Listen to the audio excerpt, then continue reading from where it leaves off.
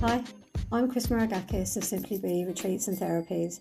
I'm a life coach, therapist and podcaster. Welcome to Mindful Mutterings. Please like, share and subscribe. And as always, thanks for listening. Hi, thanks for joining me this week. I'm going to be talking about the difference between being a human being and a human doing. Many of us are rushing through life with a never-ending list to do, trying to multitask, never really switching off and basically burning ourselves out. So it's really no wonder we feel overwhelmed at times. And this is because we've become human doings and not human beings. You know, it seems to be a good thing. We are praising people for the long hours they work, or, you know, it becomes a badge of honour that you can survive on 2 hours sleep and a coffee. This is not success. This is control and fatigue and disrespect. Disrespectful to our amazing bodies that need rest and repair time. Disregard for our spirit, which needs to be nurtured. And the fatigue that will catch up with us at some point is going to result in poor physical or mental health. So none of this is healthy for us. None of this is sustainable. And this is not what we need to be doing in our lives. You know, we are meant to have joy in our lives. We are meant to be experiencing all that life has to offer us, not hurtling through it at breakneck speed and literally not even smelling the coffee. So how do we become human beings? We slow down. You know, we're, like I just said, we're not experiencing all the amazing things that life has to offer us when we're rushing around. We're not savouring it. We're not reveling in its beauty. We're not enjoying the experience.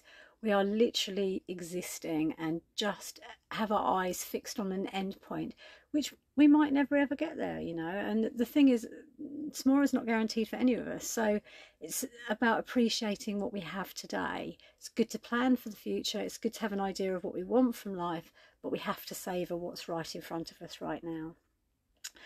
So one of the ways that you can start to look at how you can slow your life down is by looking at all the jobs that you fill your time with, and your social engagements and your responsibilities, and look at what you do. Be honest with yourself. Look at what you do out of a sense of duty or out of habit, and then look to see if they can be reduced or completed more efficiently. You know, only take part in the social engagements that you really want to.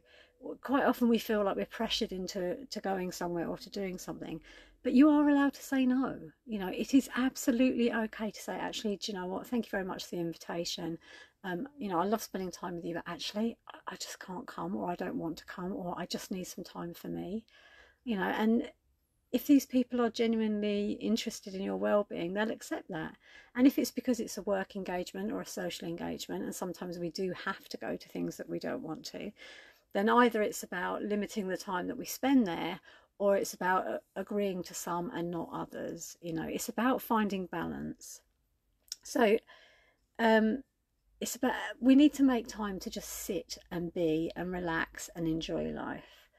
And this may seem really strange if you haven't done it before, or, you know, you haven't had a chance to learn how to relax. So there are so many people now that have been never been taught to slow down, never been taught to relax, never been taught how to enjoy life, because everything's been targeted and everything's been moving forward to the next thing. You know, like the way life is designed at the moment, quite often you have the baby goes into nursery goes into preschool goes into school then goes into holiday clubs, because women have to work, because both parents have to work.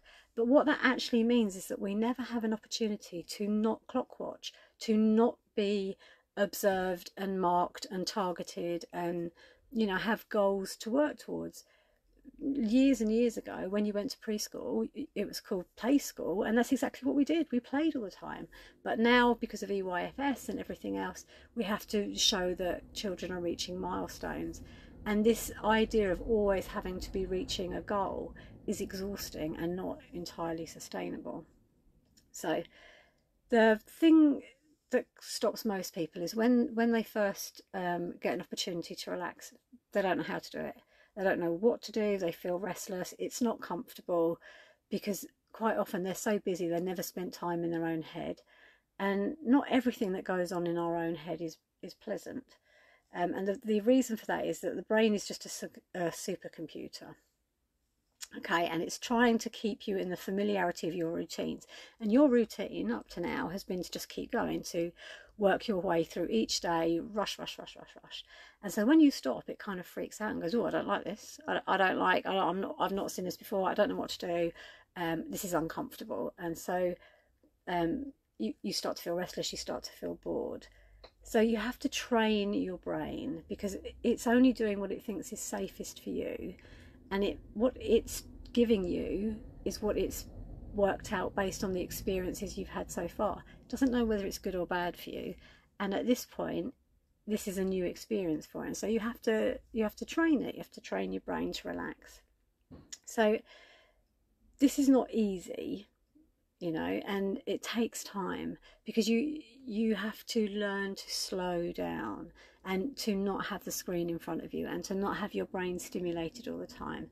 And like I say, for a lot of people that's difficult. So start slowly.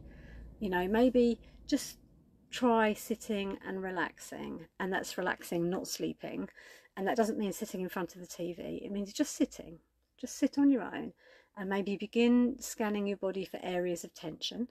And when you notice where there's a little bit of discomfort, or maybe you can feel that you're uptight, you breathe in and direct the breath to that area. And then as you breathe out, allow all the tension to go with you. Kind of visualize all that negative energy and all that muscle tension just going with the out breath. And then try and focus on your breath. Don't try and control it. Just watch it as it enters and exits your body, and just see how that makes you feel. Or if you prefer, find something and really, really look at it. Look at the texture, look at how the light reflects off it, look at the colours that make it up, look at the shapes that you can see in it, and just become completely engrossed in it. And that will enable your brain to start slowing down and you to relax. If you prefer to do something more active when you're relaxing, then go for a walk. Preferably in nature, preferably on your own, definitely without your phone.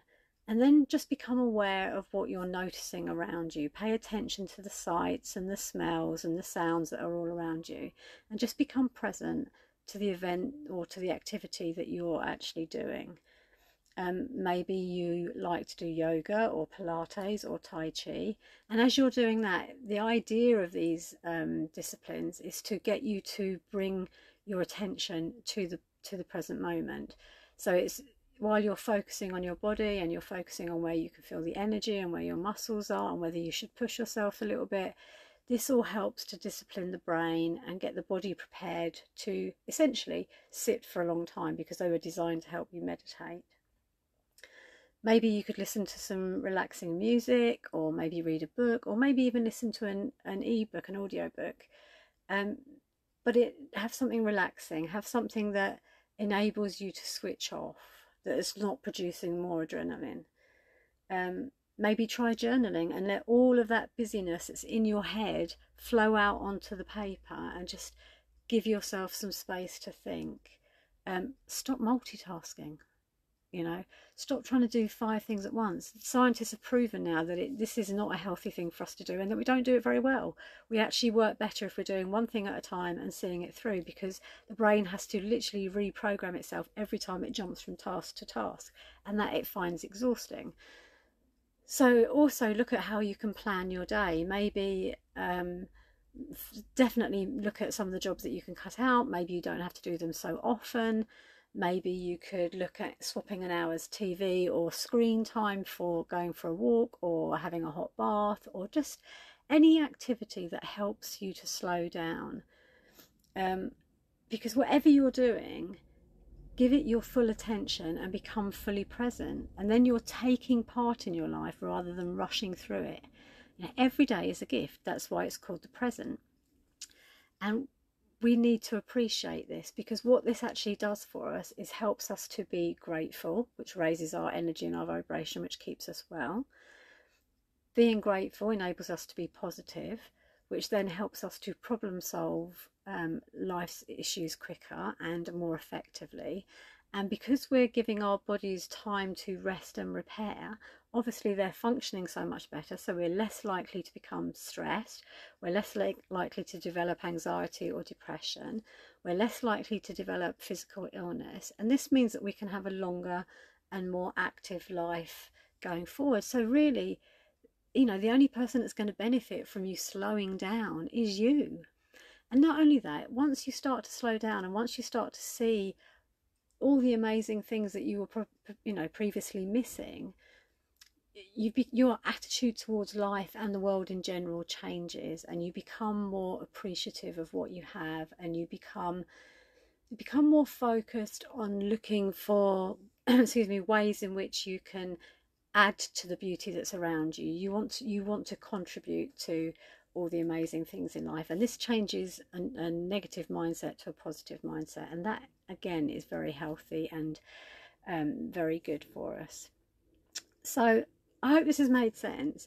All I really want to do is stress the difference between doing something, busy work, and doing that all the time and keeping ourselves distracted with activities or screens or whatever it is that we do to keep ourselves busy, and actually allowing ourselves to relax and spend time in our own head and get to know ourselves. Because the more we know ourselves, the more we are aware of our thoughts and our actions and the way that we speak and interact with people, the more proactive we can be about working on stuff that's not helping us. And that obviously will then help our life to go smoother, because we'll have better relationships, work will flow easier, the things that we want in life will come to us easier, because we're finding ways to get them. We're finding ways to problem solve barriers and remove limiting beliefs, because we're aware of what we're thinking and how we're functioning. And because we're doing all of this, then obviously we become happier, and the happier we are, the happier everyone else is around us. And so we have an impact, a positive impact on the community that we live in. And it just feels nice. It feels nice. It's good to relax. It's good to feel that you're contributing positively to everything that's going on around you. But most of all, you are now fully participating in your life, and you will become aware of so many things that previously you had missed.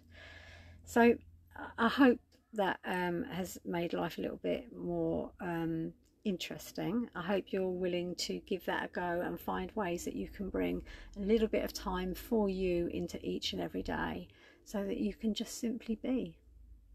Thank you very much for listening. As always, if you've got any questions or ideas, or you want to get in touch, you can contact me via the website simplybe.org.uk, or you can email me at cm@simplybe.org.uk, or you can give me a call on 07974 618 499. But whatever you do, take time for you and have a fabulous week. Thanks for listening.